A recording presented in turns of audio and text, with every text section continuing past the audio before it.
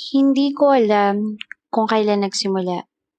Siguro ang unang beses kitang nakita sa hallway, nakasandal sa locker, tahimik, habang ang lahat ng tao sa paligid mo ay parang ingay lang na hindi mo pinapansin.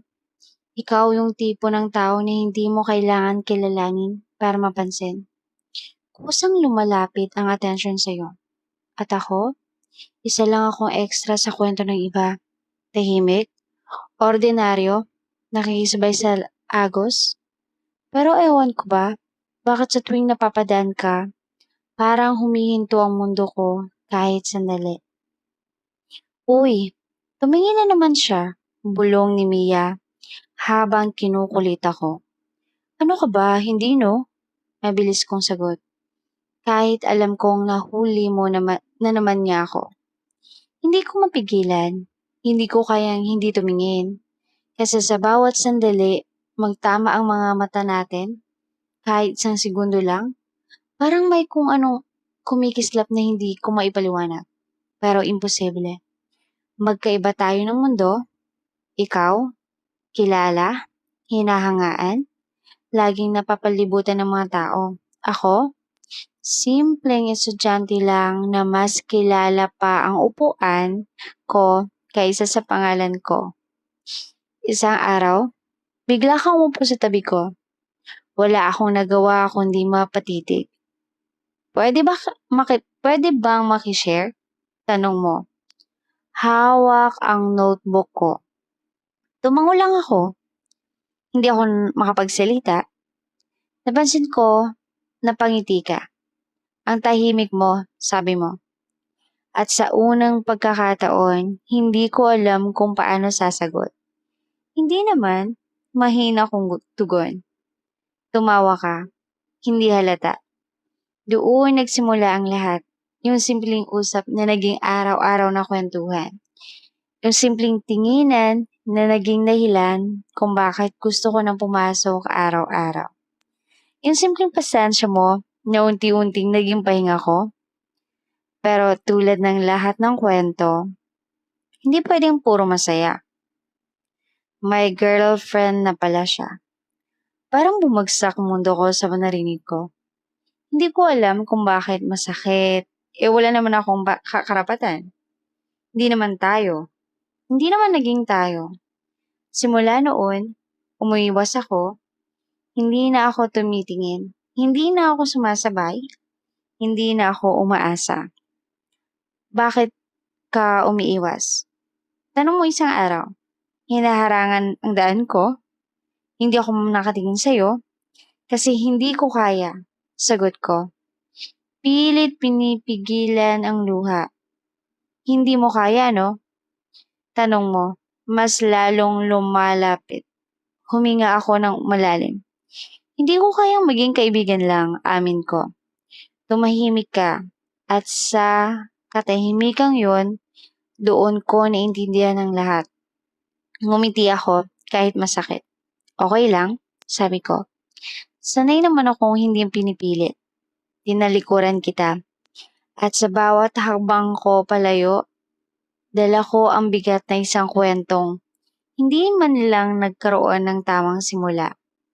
Pero kung may natutunan man ako, minsan, hindi sapat ang titig, hindi sapat ang saya, at hindi sapat ang presensya, kundi hindi kayo pareho ng pinipiling landas. At ikaw, mananatili kang isang magandang alaala, yung tipong kahit masakit, hindi mo pagsisisihang minahal kahit tahimik lang. Akala ko tapos na. Akala ko kaya ko nang makalimutan. Pero mali ako. Lumipas ang mga araw na parang walang nangyari. Pareho pa rin ang classroom. Pareho pa rin ang ingay ng mga kaklase. Pareho pa rin ang routine. Pero ako, hindi na. Hindi na ako yung dati. Hindi na yung taong masayang tumitingin sa'yo mula sa malayo. Kasi ngayon, kahit isang sulyap lang, masakit na. Miss mo pa ba siya? Tanong ni Mia, habang magkatabi kaming kumakain sa kantin. Napahinto ako. Hindi ako agad nakasagot kasi ang totoo, araw-araw sa bawat tahimik na sandali, sa bawat upuang bakante sa tabi ko, sa bawat bagay na nagpapaalala sa'yo, nandoon ka pa rin.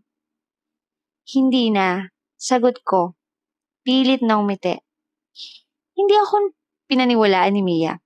Kita ko sa tingin niya, pero hindi na siya nagsalita.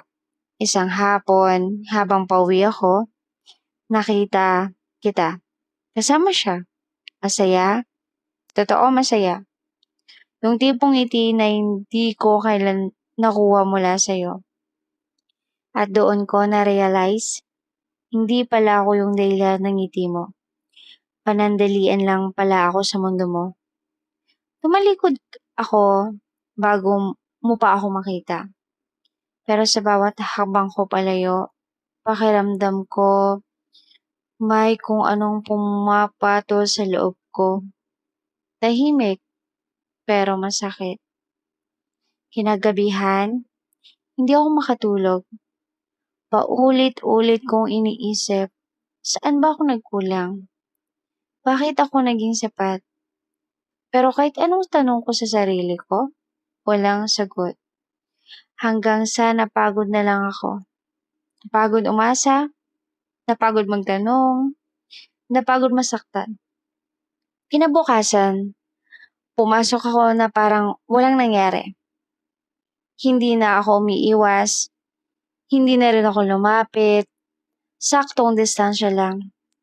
Yung tipong hindi na ako masasaktan, pero hindi rin tuluyang mawawala. Ikaw? Ikaw yung unang lumapit. Pwede ba tayong mag-usap, sabi mo? Tahimik lang akong tamango. Naglakad tayo papunta sa likod ng school. Yung lugar kung saan walang masyadong tao. Yung lugar kung saan unang beses kang umupo sa tabi ko. Nakakatawa, no? Doon din pala matatapos. Namimiss kita. Bigla mong sabi. Napangiti ako. Hindi dahil masaya ako, kundi dahil alam kong huli na. Bakit? Tanong ko. Hindi ka agad sumagot. Hindi ko alam. Iba ka kasi wala ka. Sagot mo, mahina. Napatingin ako sa'yo. At sa unang pagkakataon, nakikita kitang hindi sigurado. Pero may girlfriend ka, paalala ko. Tumango ka. Meron, pero tanong ko, hindi ako masaya, sabi mo. Tahimik. Biglang bumalik lahat ng nararamdaman ko. Yung saya, yung sakit, yung pag-asa. Pero pinili kong pigilan. Alam mo, sabi ko, hindi ako option. Napatingin ka sa akin, parang hindi mo inaasahan yung sagot ko. Kung pipili ka, siguraduhin mong buo. Dagdag ko. Kasi ayokong maging pahinga lang habang naliligaw ka. Hindi ka nagkapagsalita.